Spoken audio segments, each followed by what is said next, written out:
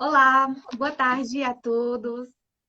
Com muita satisfação, queremos iniciar nossa live sobre os aspectos polêmicos da reforma administrativa. São muitos, né? Mas vamos ficar aqui com aqueles mais relevantes. Meu nome é Lourivânia, sou professora de Direito Administrativo para os cursos de tecnólogos da Faculdade de Processos. Tenho uma especialidade em Direito Público e também mestrado nessa área. E gostaria, antes de mais nada, de deixar aqui o meu abraço, o meu carinho, especialmente porque ontem foi o Dia dos Professores. Então, recebi muitas mensagens dos meus alunos carinhosas, mensagens de reconhecimento, mensagens: professor, aprendi muito nas suas aulas, isso para nós é muito importante. Sabemos que estamos indo no caminho certo. E deixo agora a palavra ao professor Mauro Sérgio, que irá se apresentar também e fazer as considerações iniciais. Obrigado, professora. Pessoal, boa tarde. Uma satisfação muito grande. Quero dar um abraço especial em cada um dos meus alunos. Dizer que, embora remotamente, eu me sinto mais próximo de vocês hoje. E essa conversa ela é muito importante, sobretudo para nos aproximar, como eu falei para vocês, nesse período tão difícil.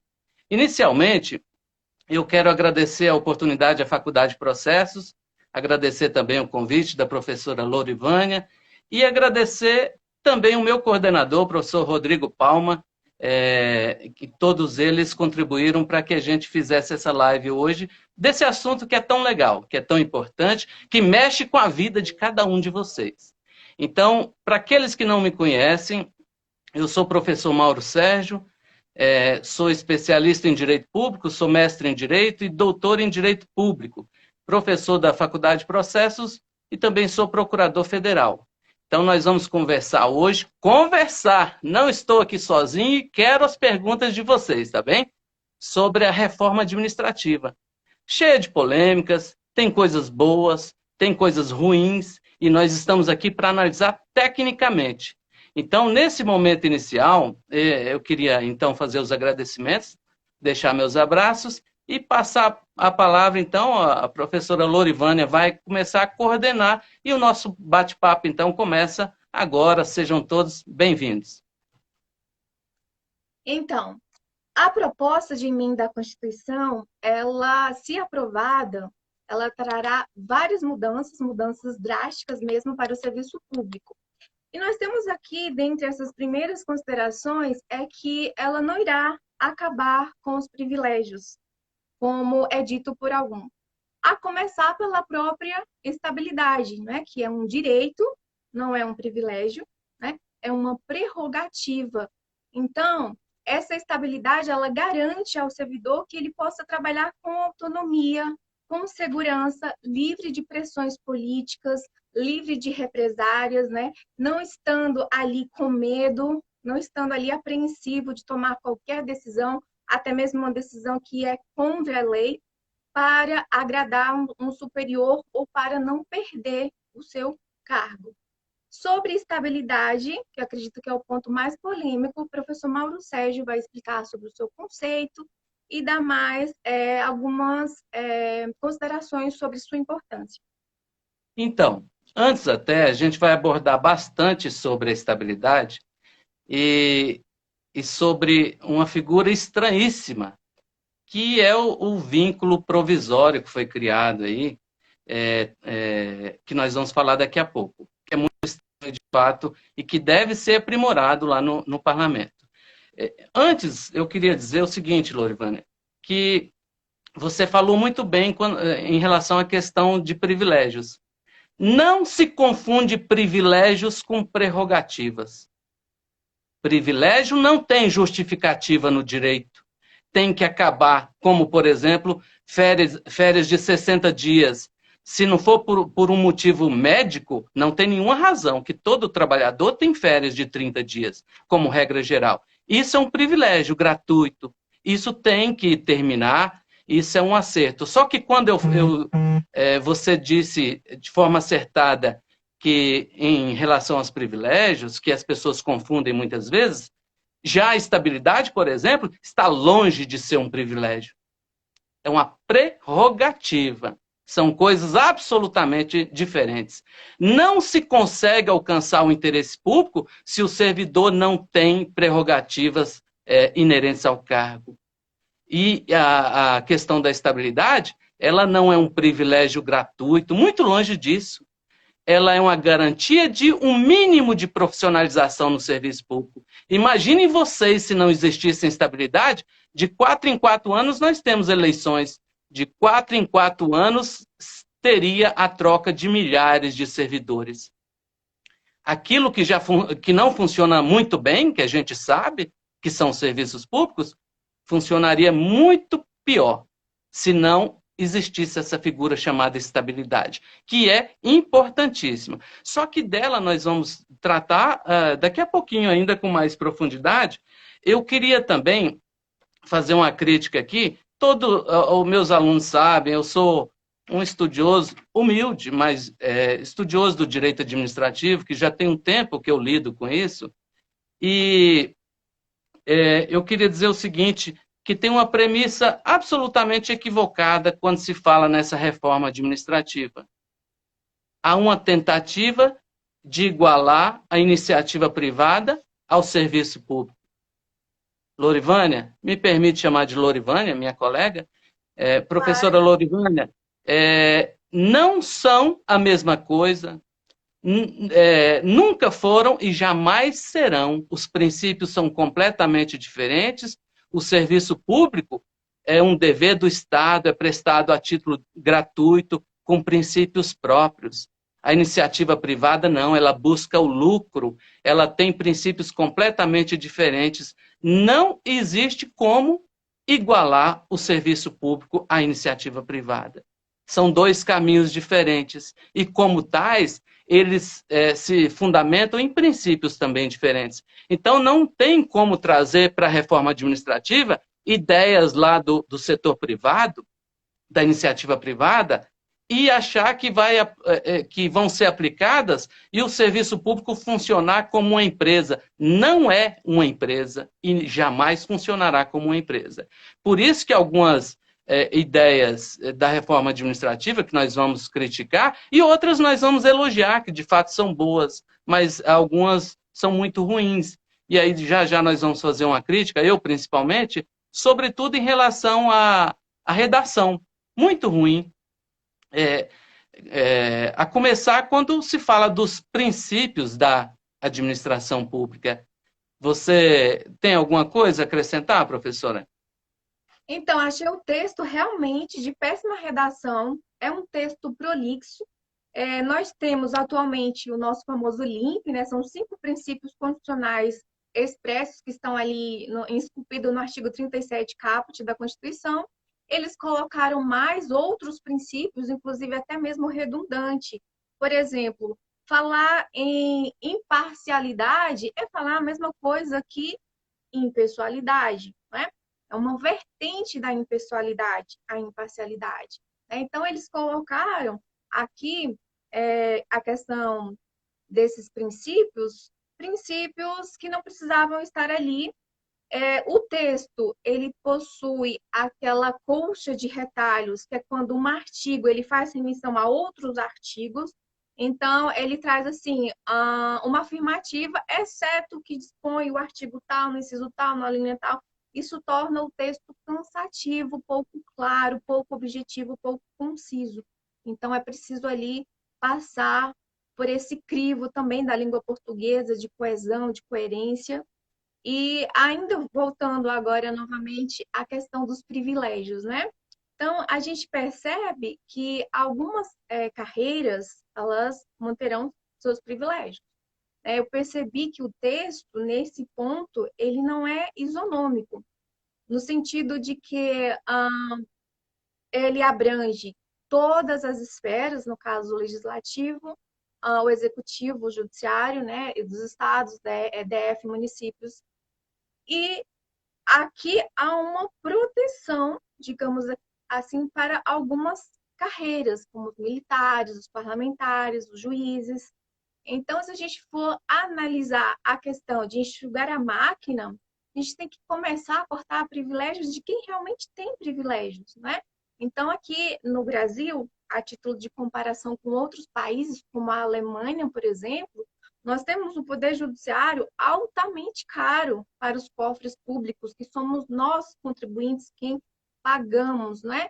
Então, além daquele subsídio, que deve respeitar o teto constitucional, existem ali, acrescidos a esse subsídio, muitas coisas que foram apelidadas como penduricalhos, né? Que seria aquela auxílio paletó, a questão do auxílio moradia, mesmo para os juízes que moram, que residem em locais onde tem moradia própria, várias questões que elevam, né, aquela remuneração, vamos colocar assim, R$ 200 mil. Se a gente for comparar em termos dos outros servidores, né, aquele professor da escola pública, a minha irmã é professora da escola pública, ela ganha, não sei, a questão de ética aqui, bem menos que eu da iniciativa privada, né? Então, assim, são essas categorias que vão ser afetadas, aqueles pequenos, né? Aqueles que estão lá no topo, que estão lá realmente no grau de escalão mais alto dos serviços públicos, esses daí, esses vão ter os seus privilégios garantidos, né? Então, achei muito, muito se passar aqui algumas coisas realmente. Aqui estamos diante de uma afronta ao princípio da isonomia. Professor Professora, Maurício. então, você lembrou bem, e é uma informação importante nesse início para passar para os nossos alunos e espectadores, que é exatamente o alcance da reforma, que nós já falamos hoje aqui, a imprensa falou muito sobre corte de privilégios. A reforma administrativa vale para quem? Vale para os servidores dos 4 entes federativos, União, Estados, DF e municípios. Só que não se aplica aos membros de poder, como você bem falou. Então, não se aplica aos magistrados, não se aplica aos membros do Ministério Público, aos parlamentares, aos militares. E aí, de fato, é absolutamente impossível falar em corte de privilégios sem tocar nessas carreiras, nessas categorias que, de fato, são as categorias que têm, se podemos assim dizer, alguns privilégios. Dentre os quais, repito, a estabilidade não é um, como nós vamos abordar. Outra coisa que eu acho importante a gente falar para os alunos nesse momento é que muitos alunos têm me mandado mensagens sobre esse assunto porque estão fazendo o concurso, porque já são servidores públicos. A reforma administrativa, ela valerá exatamente para quem? Para os atuais servidores? Então, o governo vem falando, desde a entrega, em 3 de setembro deste ano, que é só para os futuros servidores. Então, tem que ser aprovada no Congresso Nacional. E como se aprova uma emenda constitucional? São 2 turnos em cada uma das 2 casas, na Câmara e no Senado. Depois disso, é promulgada a emenda. E, além disso, a emenda constitucional, a reforma que foi encaminhada pelo governo, ela exige várias leis, leis complementares e leis ordinárias. Então, para os nossos alunos, sobretudo aqueles que têm um interesse específico sobre isso, que me fazem pergunta, eu estimo, e é uma estimativa apenas, professora, que nós vamos levar aí em torno de 1 ano a 2 anos, para que, de fato, comece a valer a reforma administrativa. E tem gente que ainda pergunta, e se o concurso já foi homologado? Aí eu quero dizer aqui que já tem proposta lá no Congresso, claro, a gente não sabe exatamente qual vai ser o texto final, mas para tentar salvaguardar os concursos já homologados. Ou seja, para que estes concursos homologados, através destes, ainda fosse possível o alcance da estabilidade, entendeu? Então, tudo isso aí no campo das possibilidades. Mas essa estimativa é importante para que as pessoas possam enfim, fazer, pensar a respeito e, se for o caso, ingressar no serviço público e tudo mais. Uma outra pergunta, antes mesmo que os alunos façam, mas que tem sido feita com bastante frequência, é no caso de a pessoa que já é servidora pública, por exemplo, do estado de Goiás, de um município do estado de São Paulo, já é servidor e já é estável. Se fizer um novo concurso depois que tiver valendo já a reforma administrativa, será que essa pessoa não alcançará a estabilidade? Ora, será um novo ingresso, em princípio, a ela seriam aplicadas as regras novas. Mas, conhecendo o direito administrativo e os julgamentos que têm acontecido durante algumas décadas, eu entendo que se a pessoa já é estável em algum cargo, em algum ente da federação, e depois ela passa em outro concurso, toma posse já nesse novo regramento jurídico, eu quero crer que ela tem que ter o direito respeitado, a estabilidade que ela já alcançou antes. Mas isso é uma opinião minha. E aí, professora, dito isso, eu penso que a gente pode falar exatamente, talvez, do ponto mais polêmico, que é, de fato, a estabilidade. E antes de passar a palavra para você, os alunos eles acompanham isso, mas nem todos têm essa disciplina no momento, ou já tiveram. Estabilidade, todos devem saber que é garantia de permanência do servidor público no serviço público, após alguns requisitos. Esses requisitos, eles são aprovação no concurso público, de forma resumida aqui, né? Aprovação no concurso público, o regime estatutário, que é aquele em que há uma lei com direitos e obrigações para aquele servidor, ele ser aprovado no estágio probatório e os 3 anos de efetivo serviço. Aí veio a nova realidade agora da emenda. Aí eu passo um pouquinho a palavra para a senhora e logo depois eu quero acrescentar, falar de algumas coisas bem polêmicas, em especial essa questão do vínculo temporário que nós vamos falar daqui a pouco. Eu passo a palavra para a senhora, professora.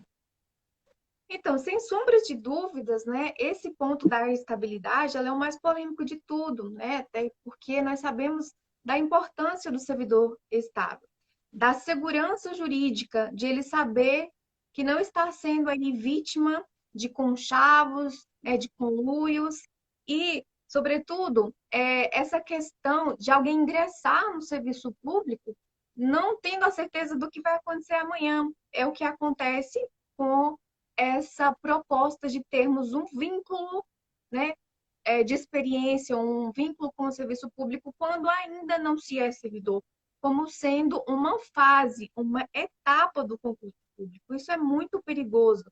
Imaginem só que o edital prevê 50 vagas, né? Então eles chamam 100, eles estarão ali passando por esse período de 2 anos para aqueles cargos típicos do Estado, né, que também é um ponto que vai ficar a cargo de uma lei complementar para dizer quais são os cargos de Estado, típicos de Estado, né, mas de antemão são aqueles previstos na Constituição Federal, os agentes políticos, como os magistrados, membros do Ministério Público, os diplomatas, esses que atuam nas agências reguladoras, os dirigentes. Imaginem só uma pessoa que ingressa no serviço público, ainda não sendo servidor, que tem o contato ali com informações importantes, né, de uma agência reguladora, um auditor, né, da Receita Federal. Imaginem que eles tomam conhecimento de informações e, após um dado momento, eles precisam sair, eles não foram ali aprovados, eles não vão permanecer, não vão ser, né, considerados servidores, porque por um critério de avaliação que também não está claro, então não diz como que se dará essa avaliação, eles passam essas informações para empresas privadas. Aqui você abre uma porta para a corrupção, né? Aqui entra a questão também, e agora? Como vamos punir? Como a gente vai, aquilo que o servidor público poderia sofrer todas aquelas sanções previstas na Constituição, na lei de improbidade, como que a gente vai fazer agora com o particular? Aí muitos podem responder, mas tem um poder judiciário para isso, né? Só que a gente sabe que no Brasil a questão da impunidade é muito séria. Para a gente ter esse controle depois é muito mais difícil, é muito mais complicado. Então, são vários pontos, né? A estabilidade, essa questão do vínculo de experiência que nos parecem pontos extremamente esdrúxulos, absurdos, que não podem passar. Então, Professor você Marcos. tem razão. Eu queria esclarecer alguns pontos para os nossos alunos, que são os seguintes. Exatamente qual que é a questão polêmica em relação ao fim da estabilidade? É o seguinte, nós teremos, doravante, quando a reforma já estiver valendo, depois daquele período que eu estimei aqui, concursos para cargos por prazo indeterminado. Só que esses cargos não alcançarão a estabilidade, como é hoje.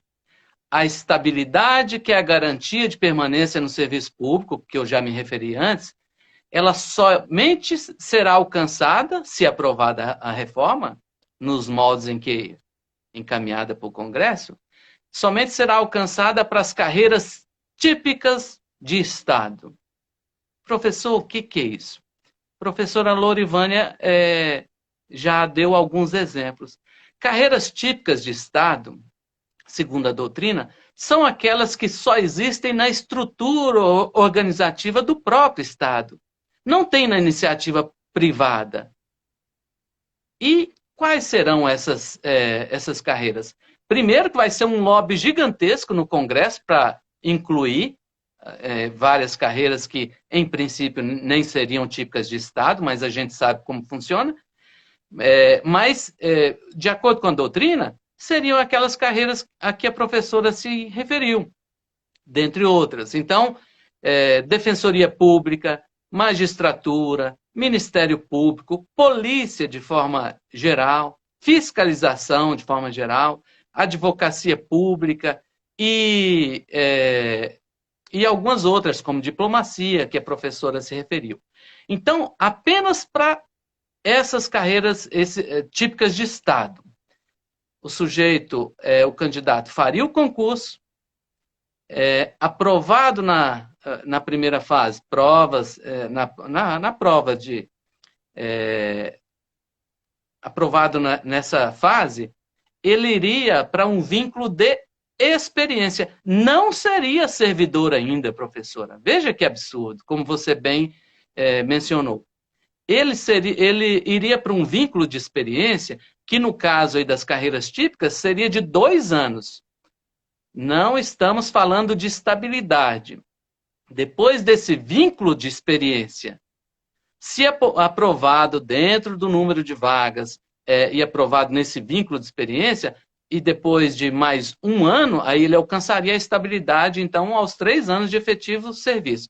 Mas o problema todo é que esse vínculo de experiência, então, é apenas uma fase do concurso público. Não é servidor. Não é como hoje no estágio probatório. Professor, mas o estágio probatório também não funciona. Eu bem sei disso. Mas tem possibilidade de regulamentar melhor, de resolver a situação.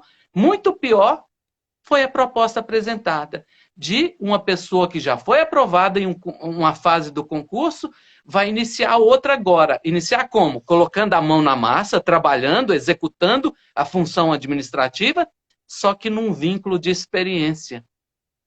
E aí, o aluno que está me assistindo aqui, por exemplo, Ana Lourdes, que apareceu ali agora, é uma servidora, foi aprovada, mas está no vínculo de experiência.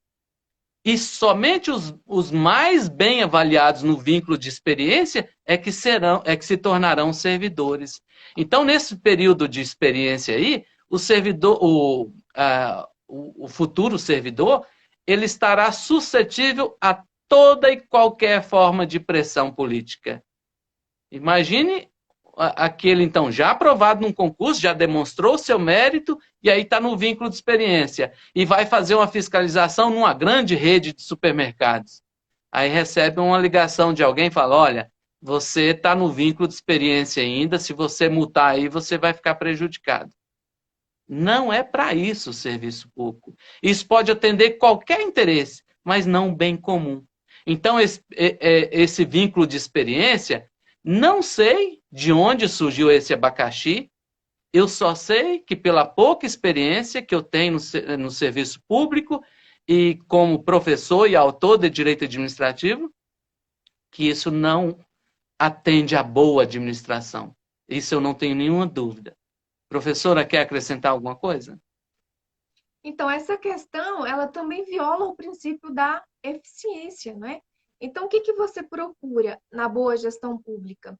Garantir que o serviço público ele é de qualidade. Então, esse tipo de serviço onde a pessoa trabalha dessa maneira, ela pode ser assediada moralmente. E o que que ela vai fazer? Eu preciso dessa remuneração, eu preciso permanecer aqui.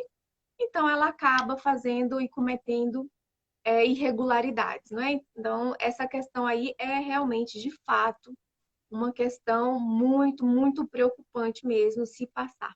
Acredito que se tiver pelo menos ali uma parte de parlamentares com um pouquinho de juízo, não deixarão que passe esse ponto, né? Dentre outros, né, professor? Então, É, sobre essa eu queria... questão... Ah, Não, era só uma crítica que eu me lembrei aqui, e aí eu passo a palavra em seguida, é que muita gente fala em acabar com a estabilidade, que a estabilidade não é boa, e aí eu sou forçada a concordar, e você também, eu penso que tem essa opinião, que a estabilidade, muitas vezes, para o mau servidor, ela gera uma zona de conforto e traz alguma acomodação mesmo. Mas isso não precisa de quebra da estabilidade. A própria Constituição já tem a solução, que é a avaliação periódica, a partir da qual o servidor pode perder o cargo, mesmo estável. Só que eu pergunto, está na Constituição e precisa ser regulamentado por uma lei, que é muito mais simples. Já foi regulamentado? Não. Então nós temos uma situação que poderia ser resolvida muito mais facilmente para buscar eficiência e punir, de fato, os maus servidores.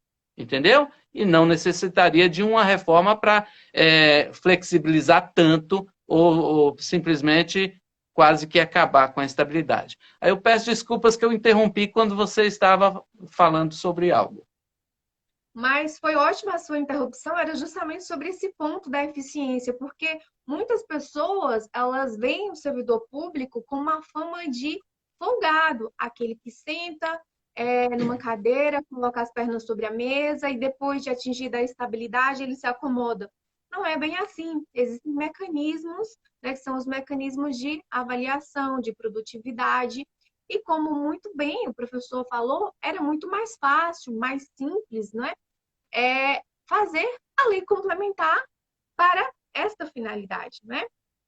Mas por que até hoje não foi feito, né? Aí surge aquela grande pergunta: por que que eles fazem tantas e tantas leis que eu vejo ineficazes, ineficientes, e aquilo que realmente é preciso ser feito é deixado para trás, né?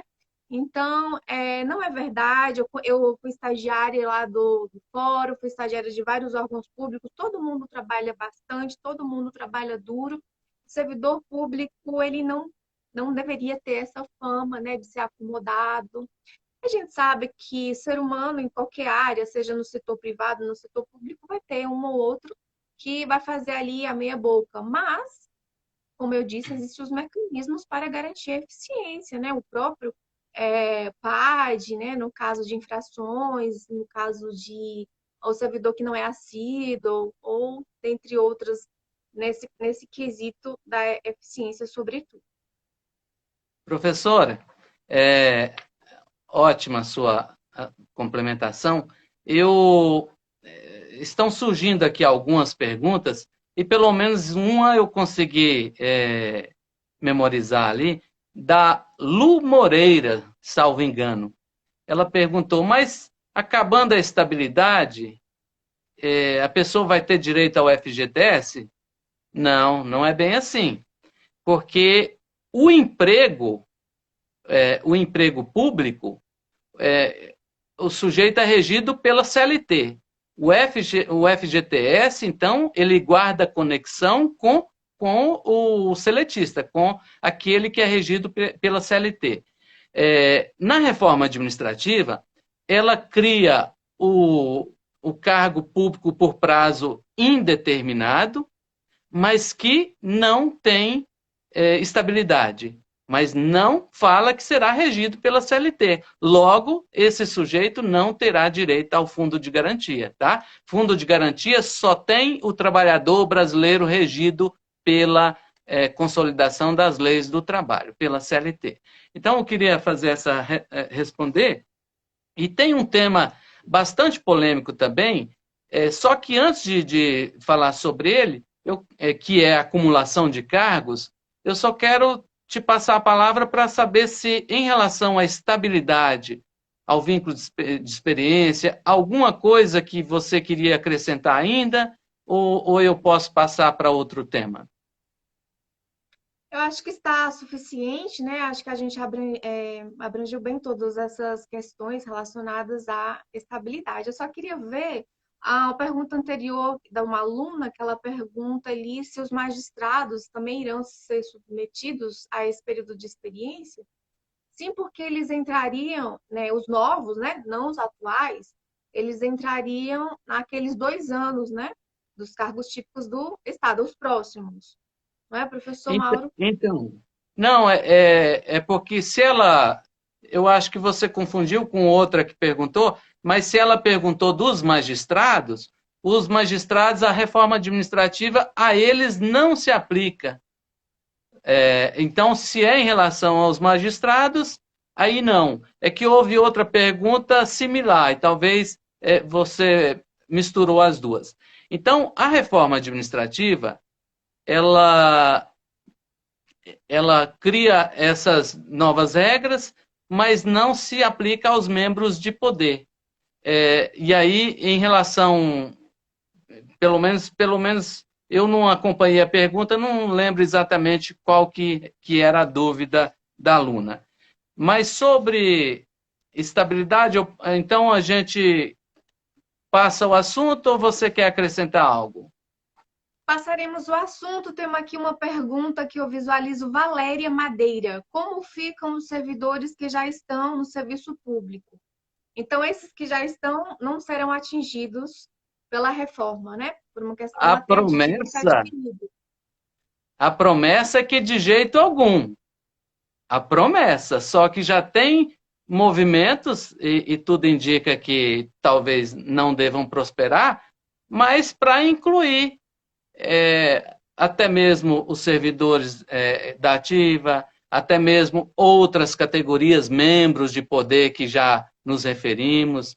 Mas como a proposta do governo foi aquela, e ele foi taxativo ao dizer que somente os futuros servidores, e que a reforma administrativa não se aplicaria aos membros de poder, então a gente entende que como o governo ele tem, em tese, maioria, aí deve prevalecer, então, essa aplicação ex nunc para o futuro, então, efeitos prospectivos da reforma. Tá bem, professora? Tá bem. Podemos passar para o próximo ponto? Então, eu vou passar e já discordando também. Embora a gente tenha discordado bastante da reforma até então, eu quero dizer que eu não sei se vai dar tempo da gente falar tudo que a gente gostaria, tem alguns pontos positivos, que aí, como eliminação de férias de 60 dias, férias de 60 dias, como eu falei no início, para mim, ou ela é justificada por razões médicas, como quem mexe com radiologia, por exemplo, ou então não deve existir. O trabalhador tem 30 dias de férias. Então, repito, tem alguns pontos positivos. Punição a pessoa passar para a aposentadoria como forma de punição. Isso é o apocalipse jurídico. Não existe isso no direito fora do Brasil. É claro que isso é um privilégio gratuito, tosco e que tem que terminar. É um ponto positivo. Só que vai alcançar membro de poder? Não. Por isso que a reforma é falha. Por isso que, desculpe a expressão, é uma ladainha que vai acabar com os privilégios do serviço público. Não, não vai. E a minha crítica agora é em relação à acumulação de cargos, que é o próximo ponto. Qual que é a ideia no serviço público, professor? E você sabe muito bem disso. Que cada pessoa, que um número maior de pessoas tenha a possibilidade de ocupar cargos públicos. Quanto mais brasileiros ocupando cargos públicos, em tese, terá até maior integração da própria sociedade. Por isso que a acumulação de cargos é exceção e não regra. Como assim? Só em alguns casos estratégicos é que a Constituição permite a acumulação de 2 cargos públicos na atualidade. Nossos alunos estudam isso em algum momento. Então, a Constituição permite a acumulação como exceção. Tem que haver compatibilidade de horários e a pessoa poderá acumular 2 cargos públicos de professor, ou um cargo de professor com outro técnico ou científico, ou 2 cargos de profissionais de saúde. É assim hoje. E o que pretende a reforma? Inverter. A regra será o quê? A acumulação de cargos públicos. E aí eu pergunto para você e para os nossos alunos, se quase toda pessoa vai ocupar 2 cargos públicos, em tese, será que isso atende o princípio da eficiência? Parece que não. Porque mesmo havendo compatibilidade de horários, a dedicação é um pouco diferenciada. Não é verdade? Então, qual que é a proposta da reforma administrativa, da reforma constitucional? O servidor por prazo indeterminado, que é aquele que não alcançará a estabilidade, ele poderá acumular livremente 2 cargos públicos, desde que haja, primeiro, compatibilidade de horários e que não haja conflito de interesses. Então, a regra geral no serviço público vai ser a acumulação de cargos públicos. E em relação aos cargos típicos de Estado, que são aqueles que nós já enumeramos, que são aqueles que, em princípio, só existem no âmbito público, na seara pública. Para esses cargos, só vai ser possível a acumulação, se houver compatibilidade de horários, do cargo de professor ou de profissão da saúde. Então, cargo típico de Estado, isso se não tiver no vínculo de experiência. Cargo típico de Estado, vai poder acumular? Sim, com outro cargo de professor, o cargo de magistério, ou da área de saúde. E os outros servidores? Com qualquer cargo. Com qualquer cargo ou emprego. Então, abriu a porteira. Não sei também, assim, qual a proposta disso. No meu entendimento, viola o princípio da eficiência e, enfim, vai trazer algum prejuízo para o serviço público lá na ponta. E qual que é a sua opinião? Um princípio que está totalmente atrelado ao da eficiência é o princípio da especialidade. Então, se você faz muitas coisas, a tendência é que você não faça nada bem feito, né? Então, a justificativa aqui, nesse sentido, é diametralmente oposta, né? Você se especializa numa determinada área e se dedica àquela área com profundidade. Então, a partir do momento que o servidor ele passa a exercer várias funções totalmente distintas, fere também esse princípio da especialidade que está correlacionado com o princípio da eficiência. Penso também que é um ponto negativo. É claro, né, que existem os pontos positivos, né? Você já mencionou vários. aqui. Dentre eles, essas questões de licenças, nós vamos falar mais à frente, né? Algumas licenças ou algumas promoções só por tempo, por estar ali, não por mérito, né? Não por tempo de serviço. Existem vários pontos positivos também, mas pontos muito prejudiciais que precisam ser atacados, não é? Professora, tem um aluno, só que eu não estou conseguindo ler o nome. Se você conseguir aí, que ele não concorda com a posição, porque ele pergunta qual a diferença então para o médico e professores hoje? Eles não vão se dedicar? Aí, claro, eu respeito de forma absoluta a crítica dele, a discordância, e o direito é sim, mas eu digo que é diferente. A carga horária é diferente. Por lei, a carga horária do médico é de 20 horas. Então é diferente. Então, se qualquer cargo de 40 horas puder ser acumulado com outro de 40, em princípio, e eu estou dizendo em princípio, e é apenas uma opinião. Eu acho que isso viola o princípio da eficiência. Eu acho que a acumulação de cargos públicos não pode ser regra. Ela tem que ser exceção mesmo. Mas respeito a opinião do aluno, e se você conseguir ler o nome dele aí, você conseguiu? Eu passei aqui, mas não consegui também. Se ele puder repetir aqui o Não, mas nome, aí todo jeito minha resposta é essa, é que a exceção da possibilidade de acumulação, ela tem a ver com a estratégia do cargo de professor ou da área médica, principalmente, e também normalmente se vincula à carga horária, que é estipulada por lei ao exercício daquele cargo, entendeu? Porque a acumulação, como eu falei para você, de dois cargos que tem uma carga horária maior, embora não se choque essa carga horária, em tese pode prejudicar a eficiência.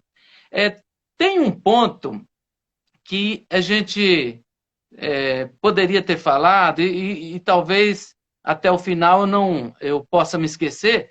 Aí ele é muito importante. Eu queria dar uma opinião agora que mexe com a vida dos concurseiros, que são muitas pessoas, dentre as quais muitos que estão nos assistindo também. A reforma administrativa, professor, ela vai acabar com o concurso público? Claro que acabar não. Mas ela pode diminuir os concursos públicos? Aí eu digo que pode sim. Porque analisando detidamente, eu me debrucei sobre a reforma, assim como você, nós já discutimos alguns pontos, professora. O cargo temporário, ele tem uma previsão mais aberta na reforma administrativa. Hoje nós temos a contratação temporária no serviço público, que não gera estabilidade, todos sabem, para os cargos que são de necessidade apenas provisória, como, por exemplo, para fazer um censo do IBGE, ou então naquelas situações emergenciais, como na época de pandemia, como a que nós estamos vivendo. Isso é a contratação temporária de hoje, a que está prevista na Constituição. A reforma administrativa ela pretende ampliar essa possibilidade de contratação temporária. E a contratação temporária, claro, tem que ter, quando possível, um processo seletivo, mas que não é concurso público. E, de forma alguma, vai gerar estabilidade. A estabilidade, eu já falei, você também, professora, e não custa repetir, só para as carreiras típicas de Estado, para o futuro, né? Essa é a ideia da reforma administrativa. Então, com a abertura, a possibilidade maior de contratação por prazo determinado, é claro que isso vai refletir de alguma maneira no número de concursos públicos. Acabar, como eu falei? Claro que não. Você que está nos assistindo, está estudando, almeja ingressar no serviço público, nada do que eu falei aqui deve ser um obstáculo para você. O que eu estou dizendo é apenas que há uma tendência de reduzir alguma coisa no número de concursos públicos. Então, queria falar isso e fiquei com medo de esquecer, e aí adiantei, e aí te passo a palavra, professora. Só para complementar, a expressão que a proposta ela traz é que, para além dessas situações de calamidade pública, emergência e necessidade temporária, também atividades de procedimento sob demanda. Então, é a abrangência maior aqui. Então, essa questão é trazer Aí eu te a vida de pergunto, mais pessoas. te interrompendo, o que será um procedimento sob demanda?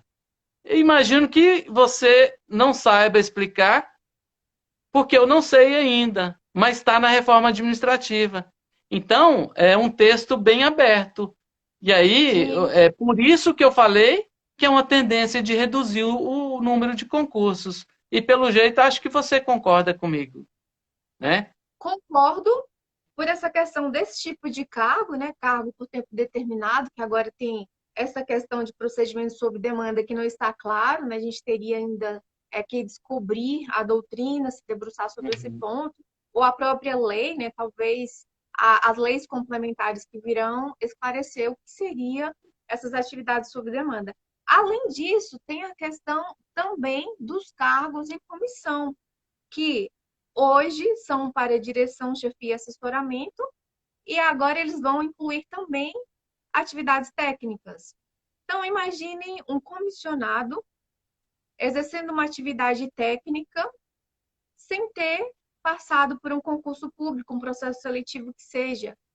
Novamente, ataca aqui o princípio da eficiência, que é o que se busca dentro de uma administração pública gerencial, né?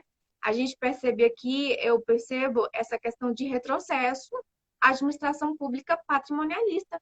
Então, você está abrangendo agora o número de cargos comissionados, ao invés de reduzir, mais uma porta para a corrupção também, para apadrinhamento, né? E para a insegurança todas as vezes que mudar ali a administração, os governantes.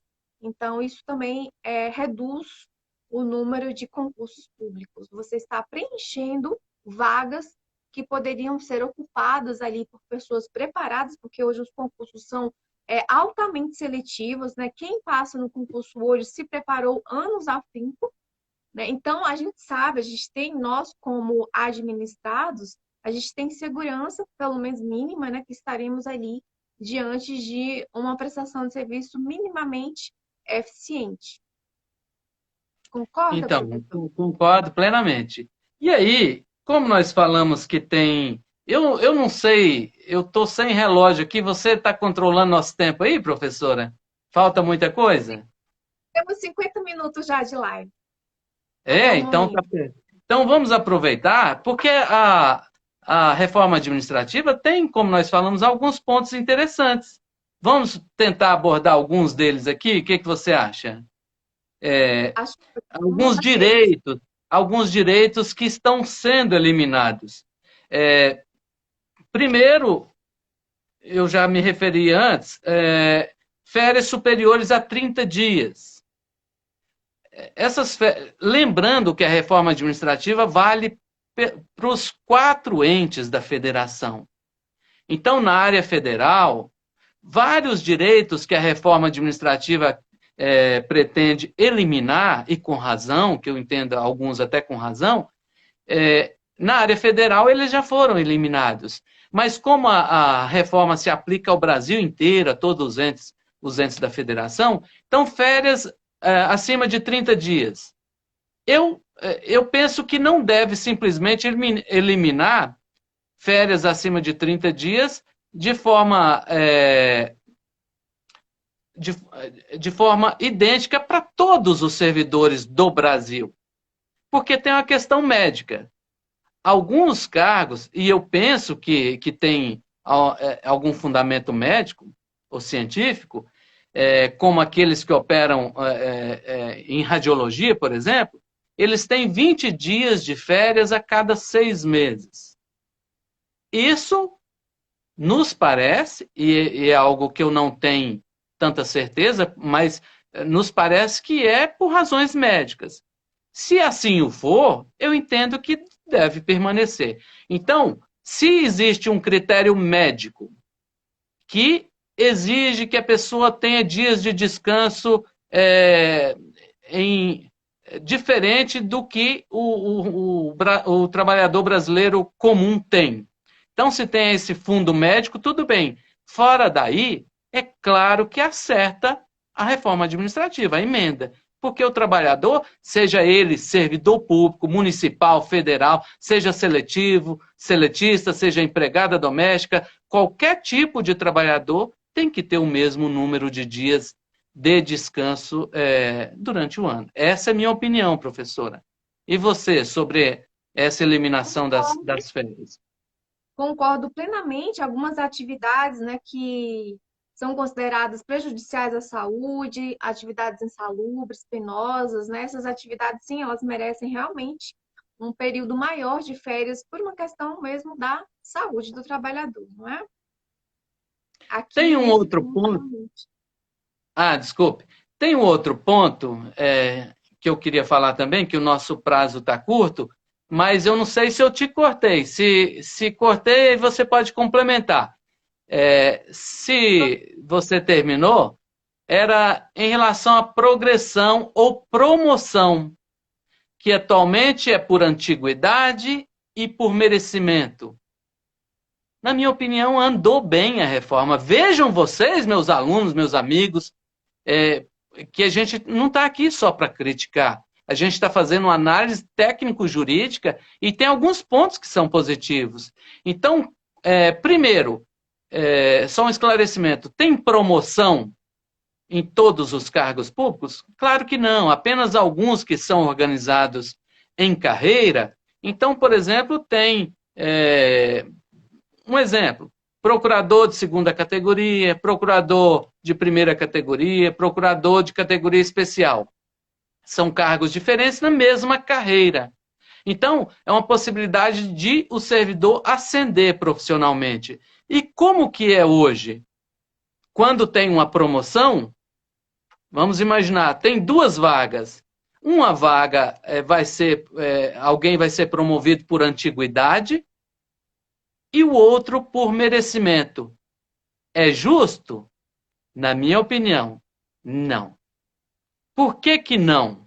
Porque aquele que espera apenas o tempo passar, sem se capacitar, sem nada fazer em favor do serviço público, na tentativa de melhorar a sua performance, esse vai ser beneficiado do mesmo jeito do que aquele que se mata de estudar, que faz mestrado, doutorado, que se especializa, que faz capacitação. Então, eu acho que, levando em conta, como nós falamos várias vezes hoje, o princípio da eficiência, eu acho que o modelo atual ele é ultrapassado, equivocado e não guarda conexão com a eficiência. E qual que é a proposta? Que, em vez de promoção e progressão por antiguidade e por mérito, que seja apenas por mérito. Então, vai ser promovida ou vai ter a progressão apenas aquele servidor que se capacitar, que cumpriu o dever de casa. E aí eu acho que andou muito bem o texto em relação a isso. E sua opinião, professora? Concordo plenamente sobre esse ponto aí, que foi um ponto muito positivo, né? Vários pontos positivos. Então, como o professor bem falou, nós não estamos aqui apenas para nos debruçar nos pontos negativos, mas vários pontos são positivos aqui. Dentre eles, parcelas indenizatórias sem previsão em lei. Isso é ilegal, isso é extremamente absurdo, né? Outro ponto positivo: incorporação da remuneração de cargo em comissão. Então, são vários pontos aqui elencados no texto da reforma que são bons e realmente vão trazer uma melhoria para a administração pública, né, professor?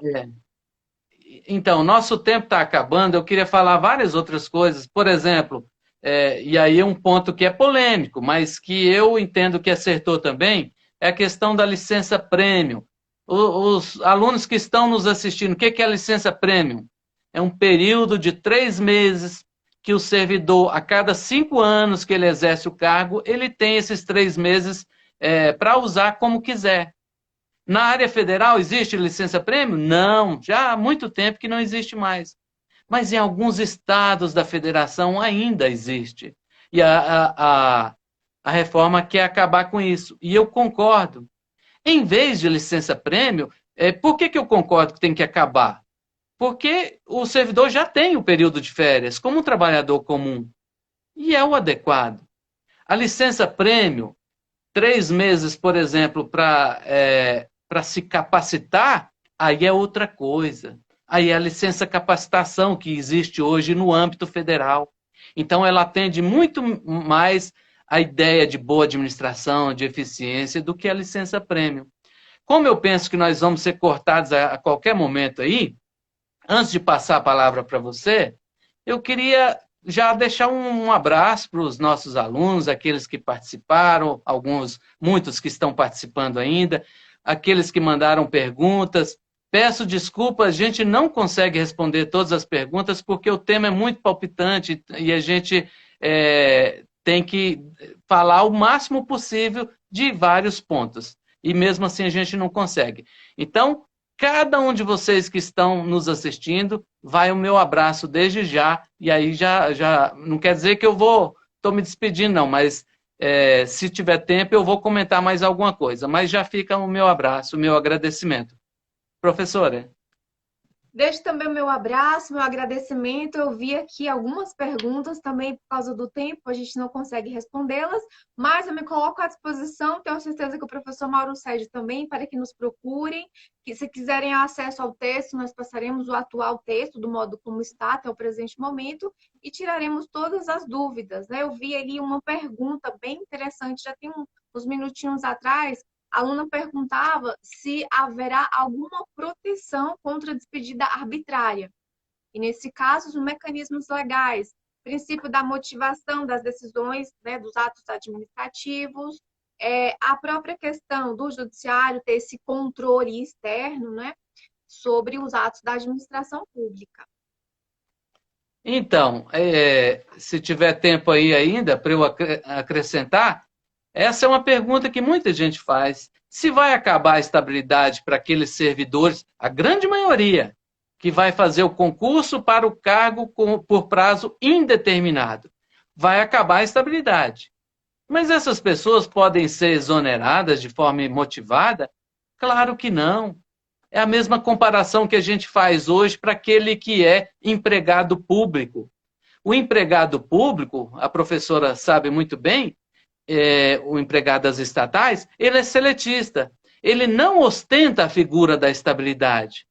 Mas não quer dizer que ele pode ser demitido livremente. Eu falo demitido porque lá é seletista e a gente utiliza essa expressão.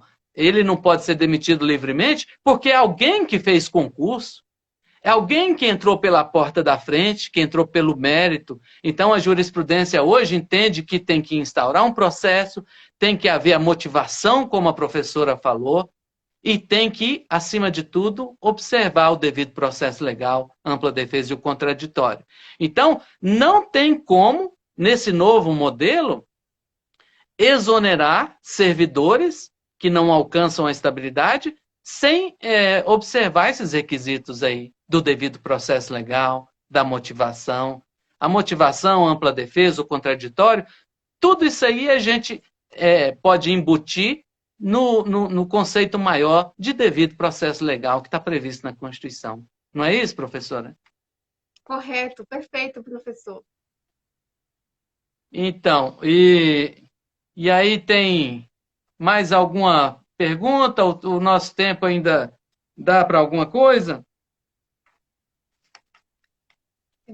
Temos mais um tempinho. Caso queiram fazer perguntas, estamos aqui.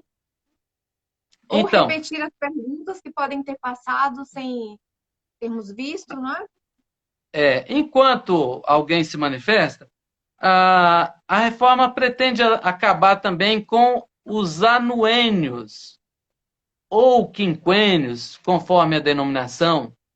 Então, por exemplo, a cada ano de serviço, o servidor, nos casos em que há lei prevendo isso, ele incorporava 1%, aumentava a remuneração dele. E, de fato, isso não tem uma justificativa lógica. Isso não é uma prerrogativa, isso, de fato, é um privilégio, e, na minha opinião, a minha opinião ela é sempre baseada na ideia de boa administração. E essa ideia de boa administração não tem nenhuma relação com a iniciativa privada, como eu falei no início. São coisas diferentes. Mas a administração pública ela pode ser modernizada e vários penduricalhos que a gente viu sendo criados aí ao longo das últimas décadas, é claro que isso tem que deixar de existir. E os anuênios ou quinquênios, por exemplo, eu discordo da existência deles. Na área federal, não existem mais. Tudo bem? Quer acrescentar alguma coisa, professora? Por último, só que a proposta ela amplia os poderes do cargo do executivo, no caso do presidente da República, que poderá, por meio de decreto autônomo, né, modificar a administração pública. Sobre essa questão da maior autonomia do presidente da República, professor Mauro Sérgio. Ah, isso é muito importante. São tantas coisas que a gente precisaria de um tempo maior. Esse é o famoso decreto autônomo. E, nesse caso, eu discordo da reforma administrativa. Mais do que isso, eu acho que não passa. Sabe por que que não passa? Porque vai gerar o esvaziamento das atribuições, das competências do próprio parlamento. Todos os nossos alunos, todos nós, já estudamos a teoria da repartição dos poderes, não é verdade, professora? E os poderes, eles são harmônicos e independentes entre si. E cabe ao Poder Legislativo, como é óbvio, inovar o direito, criar direito novo, impondo obrigações, direitos às pessoas. E aí, quando o Poder Executivo, na figura do Presidente da República, ele tem ampliado a prerrogativa de editar decretos autônomos. O que é um decreto autônomo? Ora, é uma norma emanada do presidente da República que vai inovar também a ordem jurídica, que vai criar o direito. E o direito deve ser criado por quem a gente escolheu para fazer isso. E quem que a gente escolhe, elege para fazer leis? É o parlamento. Então, no momento que hoje é possível o decreto autônomo no Brasil, primeiro, no passado não era possível, depois foi emendada a Constituição e passou a ser possível o presidente da República editar decreto autônomo para fazer uma reengenharia da administração pública, reorganizar os seus cargos sem criação de despesa e também extinguir cargos públicos quando vagos. A ideia, professora, é ampliar muito mais. É extinguir autarquias, fundações, fazer fusão, extinção de cargos públicos, criação, muitas e muitas coisas que hoje em dia exigem lei.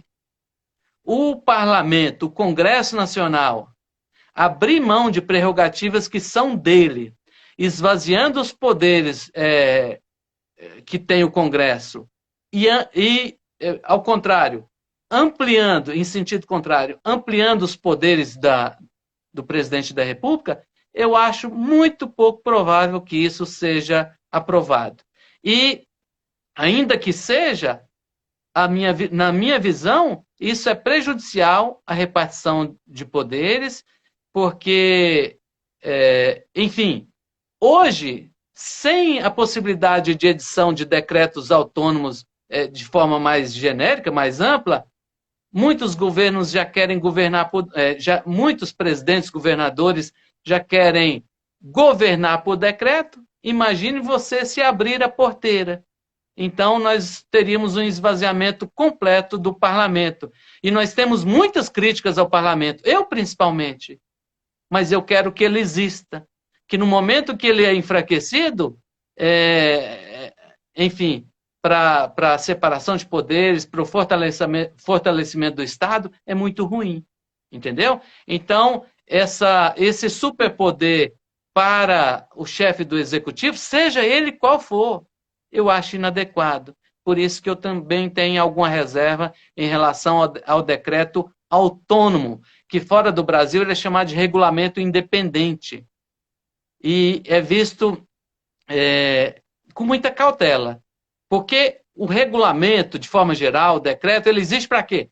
Como o próprio nome fala, regulamentar uma lei, detalhar, esmiuçar, permitir que ela seja executada fielmente. Fielmente. No momento que o executivo começa a governar por decreto, isso prejudica a democracia e o Estado como um todo. Essa é a minha visão, professora. Sou de acordo. Para isso que existe o sistema de freios e contrapesos, né? E realmente isso daqui não é bom, não seria bom para o Estado. Então, acho que abordamos todos os pontos aqui propostos. Deixo aqui meus agradecimentos pelo professor Mauro Sérgio ter feito toda essa brilhante explanação e o meu abraço, meu carinho a todos os alunos que participaram. E mesmo aqueles que não tiveram suas perguntas respondidas, volto a repetir, estamos aqui, podem nos procurar pelos canais de comunicação da faculdade. Um abraço. Um abraço. Ainda tem tempo, não? Um abraço. Podem mandar perguntas que eu respondo nos nossos canais de costume. Obrigado, professora. Obrigada.